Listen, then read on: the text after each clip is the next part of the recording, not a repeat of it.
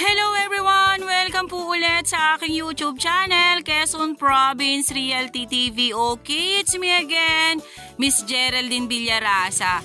Andito pa rin po ako sa bayan po ng Tagkawayan, Quezon. Meron pa rin po akong ilolocate na isang property. Siya naman po ay 3 hectare matured CLOA title.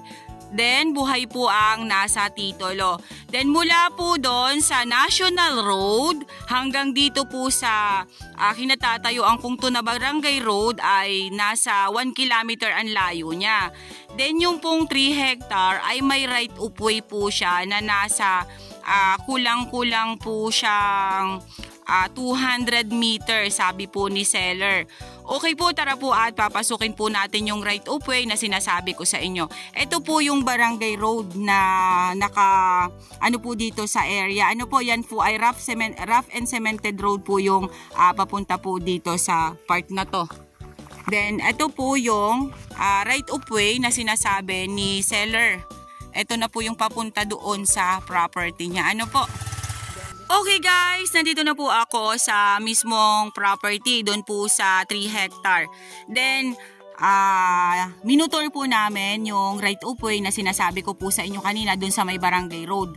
Mga nasa mahigit 150 meters lang po siya hanggang dito po na sa property. Siya po talaga ay kalsada na. Daan na po talaga siya ng motor at pwede na po rin dumaan ang sasakyan. Kulang na lang po siya ay sa sudsod or pagpapapatag po nung kalsada. Kaya wala na po tayong problema sa kalsada. Di yun naman po ang gagawin po natin para po maging legal yung right of way na yun na sinasabi ko sa inyo. Pagka po nabili ninyo itong property na to, itong 3 hectare na to, ay ipapanotarize po natin yung mga right of way na ibinigay nung nasa mga unahan ng property na to, yung mga dadaanan po natin ng right of way. Okay po, tara po at iikutin po natin yung 3 hectare na ibibida ko sa inyo ngayong araw. Ayan. Dito po sa nyug na to ang start, kuya. Ayan, sabi po ni seller, yan pong nyug na yan po yung start. Then papunta po yan doon sa side na yon. Yan, may mga nyug po siyang pangilan-ngilan. Kuya, mga ilan yung nyug nito? Nasa 300 pa? Okay po, ang nyug po raw nito ay mga nasa 200 po mahigit, sabi po ni seller. Then, ayan, may mga buli. Yan po ang area. Oh, may kuryente na kuya at may signal din po. Yun po ang ko sa inyo. Ayan, may kuryente na po dito sa area. Then, may signal po ang cellphone. Ayan po siya. Wow, flat dito kuya sa loob Ayan po siya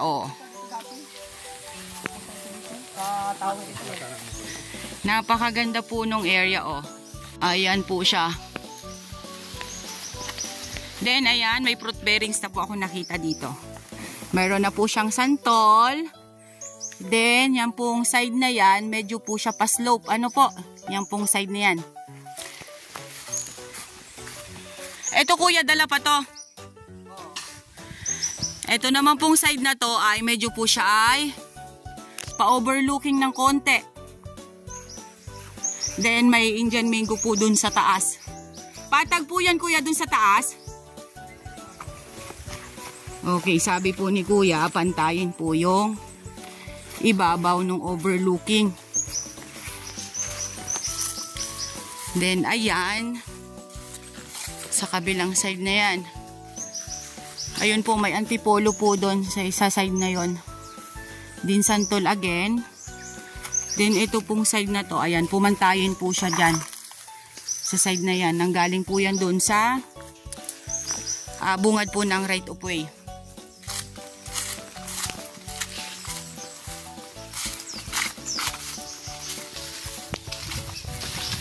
Wala na po talagang po problemahin dito sa electricity. Ayan, medyo lang po talaga siya masukal na konting linis lang po nito. Pag ito po nalinisan, natanggalan po yan ng mga kahoy-kahoy na yan. Ang ganda po ng property na to. Good for investment po ito. Yan. Talaga pong gusto na lang po talagang ipagbili ni kuya.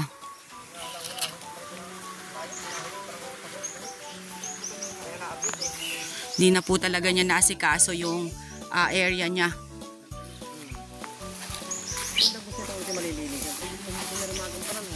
Ayan po siya. Kulang lang po talaga siya sa linis. Ano po? Ayan po ang pantayin dito sa side na to.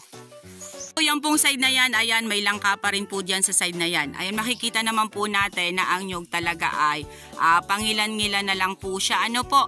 At kulang lang po sa linis ang property. Ayan, ito pong side na to ay paslo po itong side na to. Yan.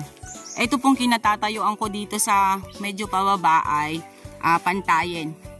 Hindi naman po natin maiikot ang buo ng buo itong 3 hectare kasi talaga pong sobrang sagting po ng init ngayon. Inimportante ko lang po talaga na mapuntahan tong property na to kasi ito po ay murang-mura. Ano po, sa 3 hectare po na yan, magkakaroon na po kayo ng farm sa halagang 1.3 million. Ayan po siya. Napakaganda po niya, oh. Yung 1.3 million na po yon ay negotiable pa daw po yon, sabi ni Kuya. Depende na lang daw po kung sure buyer talaga ang pupunta sa kanya. Ang makakausap ko ay bibigyan pa rin daw po niya ng tawad dyan sa 1.3 million na yan na presyo niya. Yan, kulang lang po ito sa linis. Kulang lang po sa mga tanim. Pag ito po napalinisan at ito po napataniman, napakaganda po ng area na to.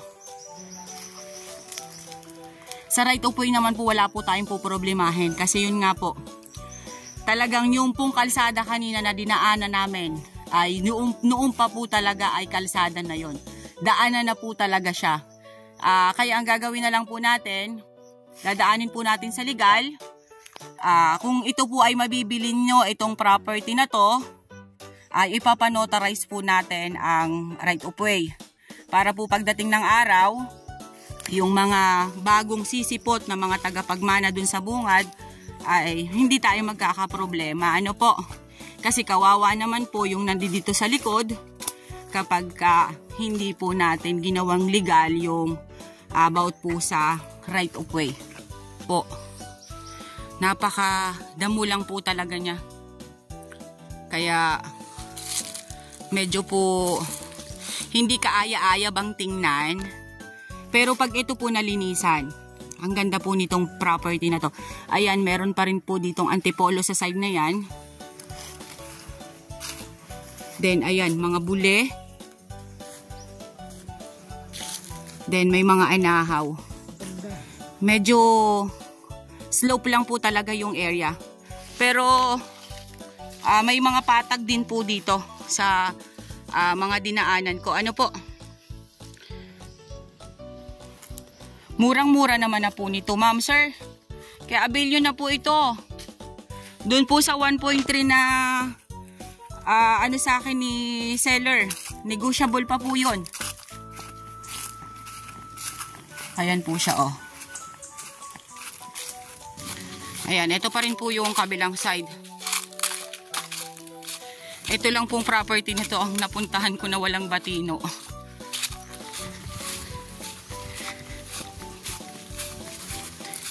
Ayan, dito po sa side na to flat siya. Portion-portion po yung lupa. May flat, may semi-slope, may slope. Portion-portion po talaga siya. Ganun naman po talaga. Wala naman po talagang properties na perfect. May properties po na maganda po yung area, pero ang titulo po ay sobrang madugo. Meron naman pong maganda yung titulo, ang property naman po ay kailangang i-develop. Kaya po wala po talagang perpekto.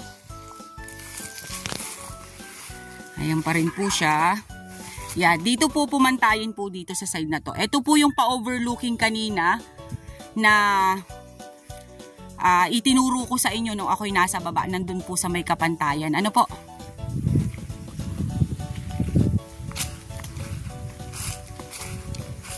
Ayan pa rin po siya.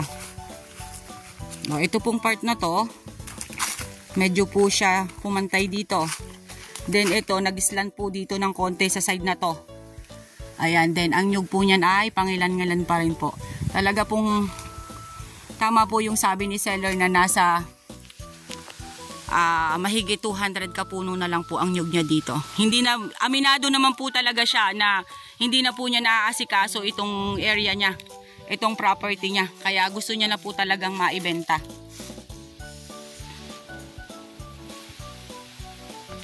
Okay guys, sabihin nyo na po ang property namin. Dito po ito sa Tagkawayan, Quezon. 3 hectare, matured CLOA title.